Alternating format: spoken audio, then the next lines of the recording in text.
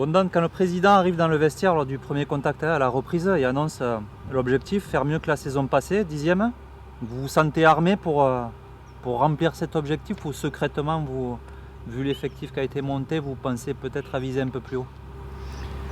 On savait que l'objectif allait être atteint parce que je trouve que le classement de la saison passée ne reflète pas la saison qu'on avait faite. On sortait d'une très grosse saison, jusqu'aux 2-3 dernières journées on était encore en course pour l'Europe. Et donc le résultat a vraiment été un petit peu décevant. Mais quand il a annoncé ça, nous dans notre tête, c'est ce qu'on voulait également. On voulait faire mieux et avec la préparation qu'on a faite, on s'est donné les moyens pour faire mieux et puis au final on fait une très belle saison. À l'arrivée de Michel, le coach d'Arzakarian, le but, il avait dit, c'était de fermer le robinet derrière un peu parce que la saison précédente avait été un peu en deçà des années passées au niveau but encaissé. Cette saison, il fallait reconstruire l'attaque pour être plus efficace. On peut dire qu'à chaque fois, l'objectif a été rempli. Toi, comment tu as vu un peu cette progression sur ces 2 années? C'est exactement ça. Quand je trouve que ils ont fait un travail dans l'ombre très satisfaisant. Parce qu'il est vrai que là, il y a 3 ans, quand je ne sais plus quelle place on termine, mais c'est vrai qu'on avait une qualité d'équipe défensivement qui était moyenne. On avait pris beaucoup de buts, beaucoup trop de buts, et c'était le chantier le plus urgent. Ça a été bien travaillé. Et puis cette année, ça a été de travailler sur le secteur offensif qui a également très bien été mené. Donc c'est un club qui progresse. Voilà, la cellule de recrutement a été très efficace. Donc j'espère qu'on va continuer sur cette lancée pour essayer l'an prochain d'obtenir l'Europe, même si cette année on aurait dû l'obtenir si Paris avait gagné au moins une coupe. Il y a eu aussi l'objectif de davantage gagner à domicile. Il y a eu seulement 5 victoires à la maison la saison passée. Ça a été en partie atteint, avec quelques teintes de regret cependant. Oui, bien sûr. À certains moments on aurait pu faire mieux, mais on n'a pas un effectif qui est non plus très large, donc forcément c'est normal de connaître un coup de mou à un moment donné. Donc moi je suis quand même fier de ce qu'on a fait, parce que j'en ai vu aucun lâcher, aucun tricher. Il y a un état d'esprit irréprochable dans cette équipe et c'est ça qui importe le plus. Le tout, c'est pas avoir de regrets, et je suis pas sûr qu'on en ait cette année, parce qu'on termine entre la 5e et la 6e place, derrière des cadres du championnat, donc c'est vraiment une saison accomplie. Il y a eu du mieux à domicile, cependant vous commencez par une défaite et 2 nuls. Heureusement il y a 2 victoires à Amiens et Reims entre ces matchs à domicile, sinon le début de saison aurait rapidement pu être compliqué malgré tout. Ouais, mais là on n'a pas baissé les bras pour autant. On avait un spectre en début de saison à domicile, ça fait longtemps qu'on n'avait pas gagné. Donc je ne sais pas si ça nous a rajouté un peu de pression, mais ceci dit, voilà, ça a été rapidement effacé et on a pu se lancer complètement après à domicile et même à l'extérieur. On a fait un bon parcours à l'extérieur, donc c'était plutôt intéressant. Ce 3e match de la saison à domicile sans victoire, ça intervient avec une égalisation très tardive de Strasbourg. Ça a un peu poussé la gueulante, on dira, peut-être entre vous, où tout le monde disait que ça a été le tournant de la saison. Peut-être vous vous êtes dit les choses, ou peut-être ça a été un déclic tout simplement, vous dire on ne peut pas continuer comme ça. Le coach lui a pas forcément voulu parler de déclic, que ce soit en point presse ou même maintenant. Vous vous êtes dit les choses, comment ça s'est passé à ce niveau-là pour que après ça s'enclenche tout simplement? Ça a été, je ne sais pas si on peut parler de déclic, mais ça a été un moment fort de la saison. Ça c'est certain, parce qu'on s'est beaucoup parlé, on s'est dit les choses comme après chaque match, mais on s'est beaucoup parlé, on a beaucoup communiqué autour de ça, autour de ce match. Cette élégation nous a fait mal, mais derrière on a fait une très belle série, en rencontrant de grosses équipes en plus, donc non, franchement c'était peut-être pas le déclic, mais un des moments forts de cette saison, ça c'est sûr. Bon, et juste derrière, la lumière fut face à Nice, 1-0. Une victoire qui sonne aussi le réveil des attaquants qui n'avaient pas marqué jusque-là. C'est Gaëtan Laborde qui vous offre la victoire. Et derrière, ça s'est enchaîné pour Andy à Caen. Et à tour de rôle, ils ont continué de marquer. Et tout s'est enchaîné à partir de là avec cette victoire à domicile face à Nice. Non, c'est vrai, il y avait beaucoup d'attentes déjà dans cette équipe, dans cette nouvelle équipe. Et On a terminé la saison dernière avec pas mal de déceptions, donc repartir, parce qu'en ayant obtenu cette 10e place qui n'était pas méritée, forcément tout le monde était un petit peu déçu, voire abattu, donc repartir sur une saison comme ça, en ayant la déception du classement de la saison passée, en ayant le spectre d'une victoire à domicile qui nous guettait, les deux nouveaux attaquants qui, c'est pas facile de se fondre dans un collectif. Tout ça a fait qu'on a peut-être commencé sur la pointe des pieds. Mais une fois qu'on a obtenu notre première victoire, que nos attaquants ont commencé à marquer, derrière ça s'est lancé et puis ça s'est pas arrêté, donc ça a été vraiment extraordinaire. Quasiment pas arrêté, on a envie de dire. Bon là, à partir de cette victoire contre Nice, c'est le premier gros temps fort de la saison. Laborde, Delors, Marc, avec Mollet, ça fait un trio que quasiment toute la France nous envie. C'est un gros temps fort jusqu'à la victoire face à l'OM à la Mosson où le club est dauphin de Paris. Est-ce que cette place de dauphin ou cette médiatisation à l'époque, elle est plus dure à gérer dans un club comme Montpellier? Toi, comment tu le vois? C'est plus dur à gérer pour les joueurs de Montpellier, pour le club de Montpellier, quand on est autant mis en lumière d'un seul coup et... Comment tu le vois, toi Non, c'était une récompense du travail fourni. C'était tout à fait normal qu'on soit dans la lumière parce qu'on travaillait très bien, on avait des matchs très cohérents. Vraiment, on faisait un très très bon championnat jusqu'à là. Donc non, c'était simplement logique.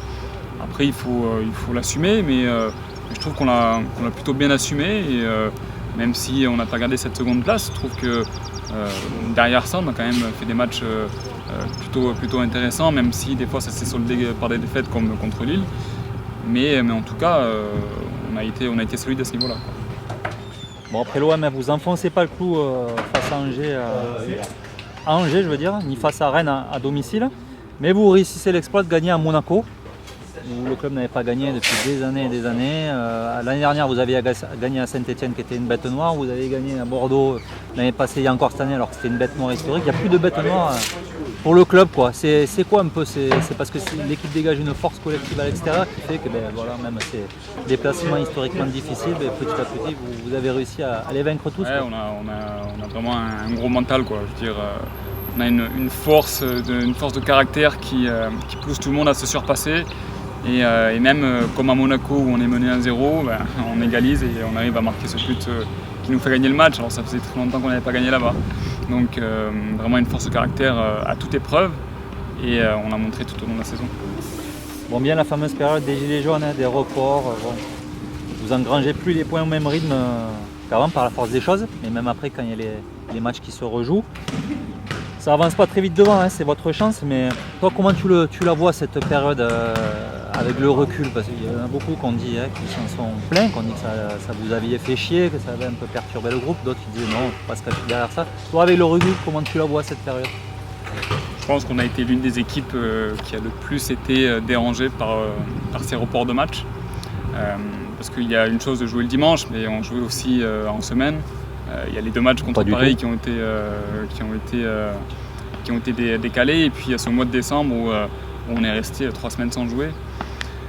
À un moment justement où on était plutôt bien, donc c'est sûr que ça nous a un petit peu lésés, mais après voilà, il faut faire abstraction de tout ça, rester compétitif parce qu'on continue à s'entraîner, donc mais la compétition elle se remplace pas. Et je pense qu'à ce niveau-là, on a été un petit peu lésés, mais bon, c'est comme ça. Et puis voilà, on a connu un autre coup de mou en deuxième partie de saison, donc parce qu'on a eu beaucoup de matchs au mois de janvier. Donc bon, voilà, après, c'est un ensemble de choses qui ont fait qu'au final, il nous manque quelques points, mais voilà, ça fait partie du football, c'est le genre de choses qui arrivent. Pour la peine, on dit souvent, tout est possible dans le football, mais celle-là, vous ne l'aviez jamais vue ni vécue avant, quoi. Non, et c'est une situation qui n'est pas marrante parce qu'on nous prive de notre passion en quelque sorte. Et c'est pas forcément facile. La logique des choses voudrait que tous les clubs jouent en même temps pour qu'il y ait une certaine équité, et ça n'a pas été le cas. Donc à ce niveau-là, oui, on a été un petit peu lésés. Bon, vous n'êtes pas largué, votre chance c'est que devant ça avance pas non plus grand train. Vous n'êtes pas largué, vous restez dans le coup, à coup de match nul, quelques victoires importantes à des moments clés, face à Caen, à Bordeaux, qui vous maintiennent avec l'optique de pouvoir vous rattraper. Mais vous cherchez toujours la fameuse série qui peut vous hisser plus haut, parce qu'il y a des déceptions à domicile face à Angers, à Nice notamment, où là on vous voit un peu pas dans la nasse, mais on ne vous voit plus revenir. Et puis finalement, la série arrive là où vous aviez pioché la saison dernière, hein, dans le sprint final, au bon moment, on veut dire. Ouais, exactement. Comme je dis, c'est normal d'avoir connu un coup de bas, un coup de moins bien dans cette saison qui a été éreintante, que ce soit physiquement et puis mentalement, surtout avec ces reports de match. Donc voilà, mentalement, on n'a pas lâché, on a continué à travailler, on est resté compétitif et puis même s'il y a eu ce coup de mou, on a tout fait pour rester dans le coup et avec ces victoires importantes, ça nous a fait du bien. C'est quoi? C'est le coach à force de vous dire il faut rester dans le coup, rien n'est perdu, c'est les vieux, les anciens, les grognards qui ont maintenu le groupe. Comment ça s'est passé de pouvoir sortir du bois comme ça quand peut-être on ne vous attendait pas à Strasbourg, puis face à Paris, et puis bon, au moment clé quoi. C'est un mélange de tout ça. Voilà, on a un coach qui est souvent derrière nous, qui est très exigeant envers nous-mêmes et envers nous et puis envers lui-même. Et nous, on l'est également, donc on travaille vraiment beaucoup, on travaille fort et c'est pour ça qu'on répond présent quand il faut. Et on n'a pas lâché jusqu'au dernier moment et ça nous a maintenus à flot. Bon, la fin de saison n'est pas parfaite, presque, en raison des 2 nuls à domicile pour finir face à Amiens et Nantes, mais c'est quand même pas loin d'être parfait. Et les fois dans l'histoire du MHSC où le club a fini dans les 5-6, ça se compte sur les doigts de la main. Ouais, exactement. C'est pour ça que la saison elle est très réussie. Déjà, l'objectif de faire mieux que la saison passée, il est largement atteint, que ce soit en termes de points, en termes de jeu et même en termes de classement. Donc c'est vraiment ça l'aspect positif. Voilà, après, malheureusement, on aurait dû terminer à une place qualificative pour la Coupe d'Europe. C'est pas le cas cette année. Ça fait je sais pas combien de temps que c'est pas arrivé d'ailleurs, mais voilà, c'est pas arrivé, mais bon, on peut être fier de ce qu'on a fait. Bon, le club a terminé en 27 saisons de Ligue 1 que 6 fois dans les 6 premiers. 87, 88, 91, 92, 95, 96, 2009, 2010, un peu avant que tu arrives. Et bon, pour l'année du titre, hein, ça relève quand même pas de l'exploit pour un club comme Montpellier, mais on comprend pourquoi Laurent Nicolin peut être satisfait de terminer 5e ou 6e cette saison, quoi. Ouais, complètement. C'est une grosse satisfaction, mais c'était l'objectif qu'on s'était fixé entre nous en début de saison. Donc il n'y a pas forcément de surprise. Enfin, une surprise, il y a de la satisfaction, mais on s'est donné les moyens pour arriver à cette place-là. Donc c'est juste une récompense. Et puis la seule chose, c'est que ce qu'il faudrait pour que le club grandisse, c'est pérenniser le club dans ce haut du classement, toujours rester dans les 10 premières places. Et puis une saison moyenne de Montpellier devrait être aux alentours de la 10e place et une bonne saison de Montpellier devrait être entre la 6e, 5e, 4e place, donc voire au-delà. Donc je pense que le club peut s'en donner les moyens. Avec l'arrivée du VAR, on peut dire que le classement reflète vraiment une saison, qu'il n'y a pas eu des entourloupes à droite à gauche. Hein. Pour toi, comment tu as vécu cette arrivée de cette nouvelle technologie? Le club en a bénéficié pendant un moment de la saison, sur la fin on en a un peu pâti. Comment tu l'as vécu toi? Il y a plusieurs regards, c'est vrai que ça devient beaucoup plus juste maintenant. Et après, l'erreur faisait aussi partie du football. Et j'ai l'impression que ça robotise un petit peu l'arbitrage. Mais voilà, c'est justice, quoi. Je veux dire, si un but est valable, il est valable. S'il n'est pas valable, il n'est pas valable. Donc, quand ça nous sourit, on est content. Quand ça ne nous sourit pas, on l'est moins. Mais voilà, c'est une évolution qui fait que maintenant il peut y avoir moins de protestations parce qu'il y a une analyste vidéo. Est-ce que ça change la façon d'être d'un défenseur, notamment dans la surface, sur un corner, sur des actions où il faut jouer à l'instinct et comme on a toujours joué sans se poser des questions? Certains défenseurs qui jouaient avec le vice, aujourd'hui ils ne peuvent plus le faire, forcément, parce que mais ça s'inverse peut-être un petit peu. Maintenant c'est l'attaquant qui va user de vice pour obtenir une faute. Donc ça s'inverse. Le vice il existera toujours, je pense. Donc maintenant c'est plus le défenseur sera plus l'attaquant, je pense. Bon, cette saison restera au-delà du classement, celle de belles régalades à domicile et de grosses victoires dans les grosses affiches face à Nîmes, l'OM et Paris. Je pense que dans 10, 15, 20 ans, quand on se remémorera cette saison-là, on pensera forcément à ces affiches. Toi, d'un point de vue personnel, qu'est-ce que tu retiendras de la saison? C'est la première fois que j'ai vécu ce derby et la manière dont on l'a géré à domicile avec ce public qui était à fond derrière nous, c'était vraiment extraordinaire. Et en parlant des 2 autres matchs, que ce soit Marseille ou Paris, à chaque fois on a fait le plein au niveau des supporters et ça s'est soldé non seulement par une victoire mais également par un très bon match. Je pense que le public s'est régalé, nous on s'est régalé sur le terrain. Donc ces 3 matchs, c'est vraiment le reflet de cette saison. Et on aimerait que ça soit comme ça plus souvent, que le stade soit un peu plus rempli. Et nous, on continuera à tout donner sur le terrain.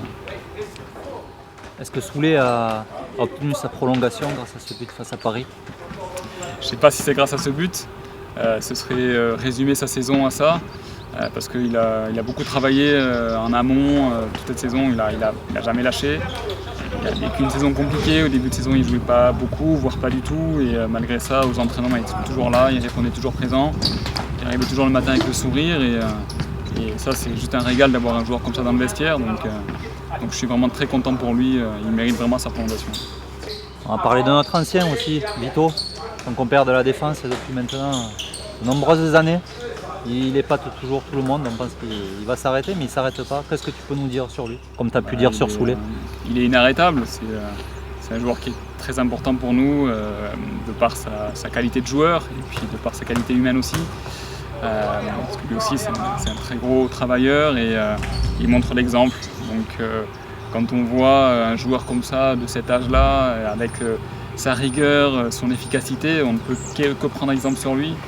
Donc tout le monde le suit en même temps, donc c'est vraiment bénéfique d'avoir 2 joueurs comme ça. Allez, c'est parti. Tu parlais pour conclure que tu aimerais que le club puisse se pérenniser au niveau dans ces sphères-là du classement.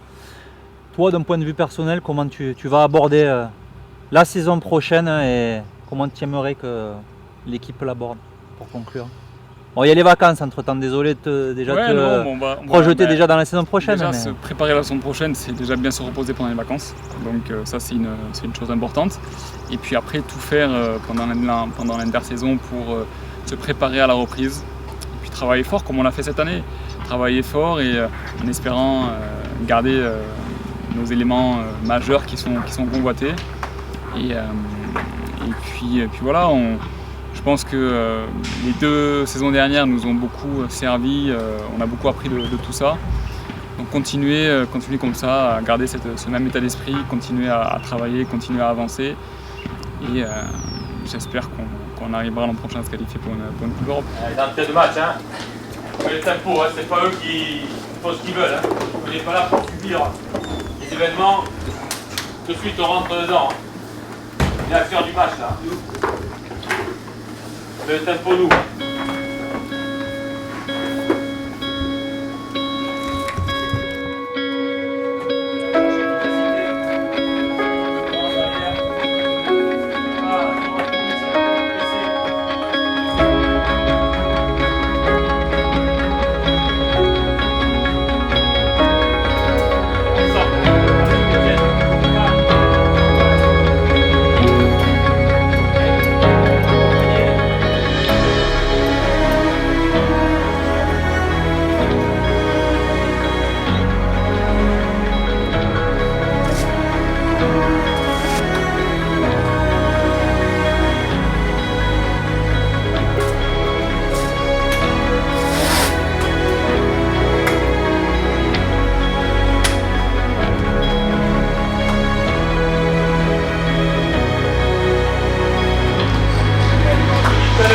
Une bonne saison, on la modifie avec un bon résultat ce soir. Hein.